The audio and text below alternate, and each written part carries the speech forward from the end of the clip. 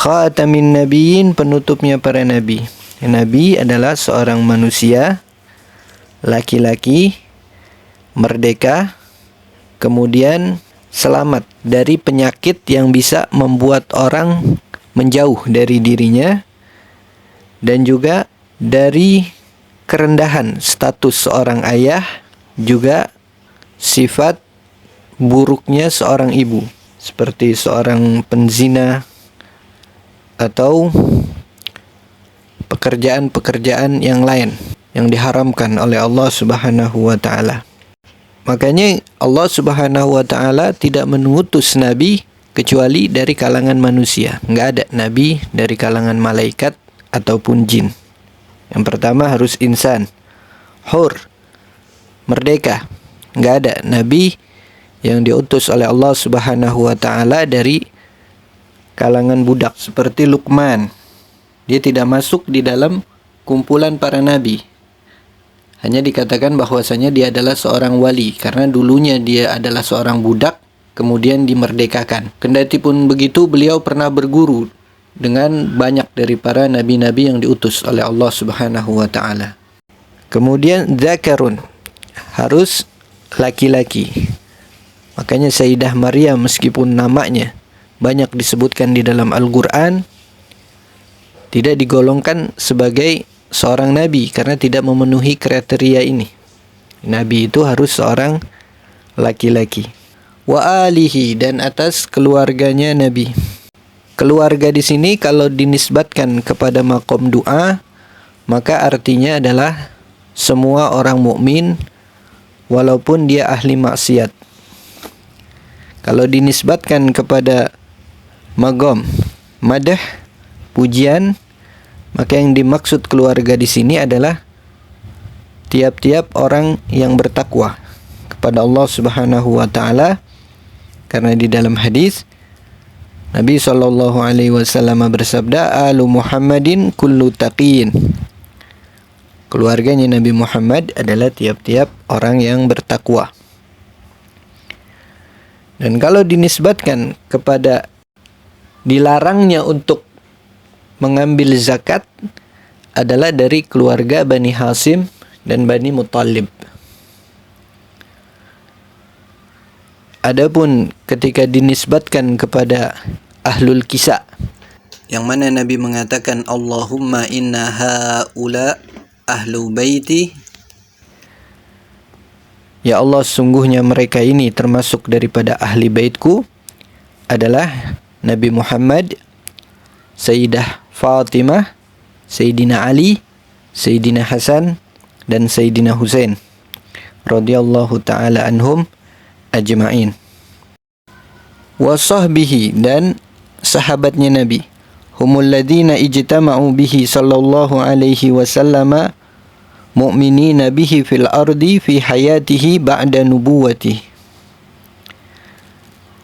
Definisi sahabat adalah orang-orang yang pernah bertemu dengan Nabi sallallahu alaihi wasallam meskipun belum pernah mendengar hadis. Cukup bertemu dengan Nabi, baik dia melihat Nabi ataupun Nabi yang melihat kepada dia. Seperti Ibn Maktum, orang dekatnya Nabi sallallahu alaihi wasallam dari sahabat, namun secara zahir beliau tidak melihat Nabi sallallahu alaihi wasallam karena beliau dari semenjak kecil itu buta. Jadi cukup pertemuannya hanya sesaat saja kepada Nabi Muhammad.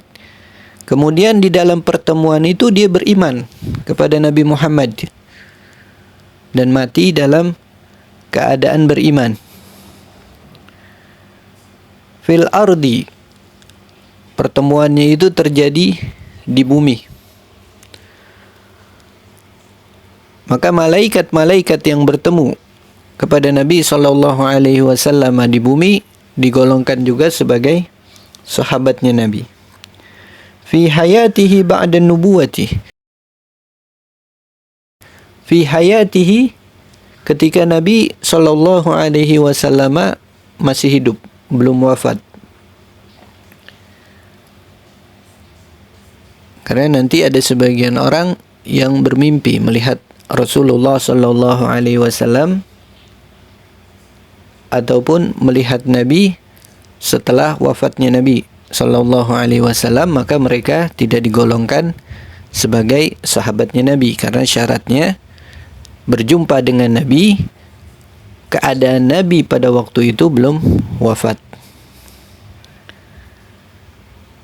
Ba'dan nubuwati, setelah diutus menjadi Nabi. Adapun orang-orang yang melihat kepada Nabi Muhammad, kalau melihat kepada definisi ini dan juga mereka beriman kepada Nabi Muhammad, akan tapi Nabi Muhammad belum diutus menjadi Nabi, maka tidak digolongkan sebagai sahabat. Ajma'in, semuanya. Yang mana jumlah sahabat, ada riwayat yang mengatakan 124.000 di hari wafatnya Rasulullah sallallahu alaihi wasallam. Dan akhir sahabat yang wafat adalah Abu Tufail Amir bin Wa'ilah Al-Laisi. Beliau wafat di tahun 100 Hijriah. Adapun sahabat yang terakhir wafat di daerah Basrah adalah Anas bin Malik radhiyallahu taala anhu yang wafat di tahun 93 Hijriah. Dan ada 10 orang dari sahabat yang ketika mereka masih hidup telah diberikan kabar gembira bahwasanya mereka akan dimasukkan ke dalam surga. Yang pertama adalah Sayyidina Abu Bakar As-Siddiq radhiyallahu taala anhu, kemudian Sayyidina Umar, Sayyidina Utsman, Sayyidina Ali bin Abi Thalib, Sa'ad bin Abi Waqqas, Sa'id bin Zaid, Talha bin Ubaidillah, Zubair bin Awam, Abu Ubaidah bin Jarrah, Abdurrahman bin Auf. Mereka 10 orang adalah paling afdalnya sahabat. Yang paling utama di antara mereka adalah Sayyidina Abu Bakar As-Siddiq radhiyallahu taala anhu. Kemudian setelah itu Sayyidina Umar bin Khattab radhiyallahu taala anhu, kemudian Sayyidina Utsman bin Affan, kemudian Sayyidina Ali bin Abi Thalib. Adapun sisanya yang 6, ulama tidak mengurutkan keafdalan mereka. Yang mana yang lebih afdal? Satu di antara 6 ini. Akan tapi 10 orang ini termasuk daripada sahabat yang paling afdal dari antara sahabat-sahabat yang lain. Dan setelah wafatnya Rasulullah sallallahu alaihi wasallam, yang menggantikan Rasulullah menjabat sebagai khalifah adalah Sayyidina Abu Bakar As-Siddiq radhiyallahu taala anhu dengan kesepakatan dari orang-orang Muhajir dan Ansar. Dan beliau menjabat sebagai khalifah selama 2 tahun 3 bulan.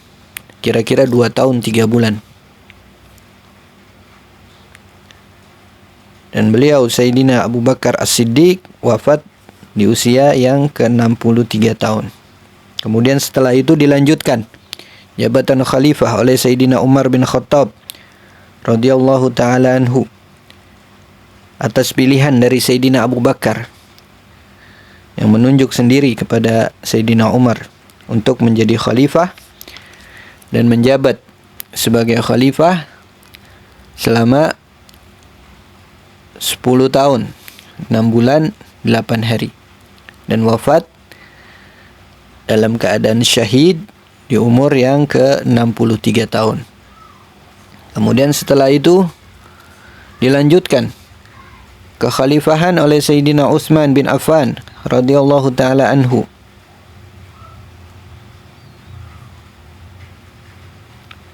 Dengan kesepakatan sebagian besar daripada Ahlus Syura yang dipilih oleh Sayyidina Umar pada waktu kekhalifahan Sayyidina Umar. Dan Sayyidina Utsman menduduki jabatan khalifah selama sekitar 12 tahun. Beliau juga wafat dalam keadaan syahid di umur yang ke-82 tahun. Kemudian setelah itu dilanjutkan oleh Sayyidina Ali bin Abi Thalib karramallahu wajhah dengan pembaiatan sebagian besar sahabat Nabi SAW, dan beliau menduduki jabatan khalifah selama 4 tahun 9 bulan. Wafat dalam keadaan syahid di umur yang ke-63 tahun. Wala haula wala quwwata illa billahil aliyil azim. Al-haul maknanya adalah al-quwah. Wal quwwatu, dan kalimat al-quwah maknanya adalah al-qudratu. Jadi arti dari la haula wala quwwata illa billahil aliyil azim